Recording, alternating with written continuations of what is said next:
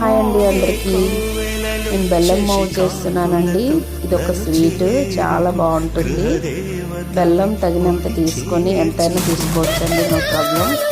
ఇలా కరగబెట్టుకొని జల్లెడ పట్టుకోవాలండి. డస్ట్ పార్టికల్స్ అంతా ఉంటాయి కాబట్టి. దీనికోసం 1 లీటర్ పాలు తీసుకున్నాను, కాచి చల్లగా చేసుకున్నానండి. బాగా చల్లగా అవ్వాలి.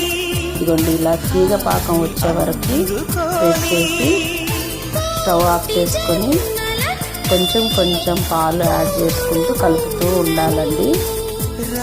స్టవ్ బంద్ చేసుకొని చేసుకోవాలండి. ఇదిగోండి, ఈ విధంగా మొత్తం పాలు వేసుకొని ఇలా శుభ్రంగా కలిపేస్తే ఒక స్వీట్ తయారవుతుంది. బెల్లం మోవ్ అంటారండి వీటిని.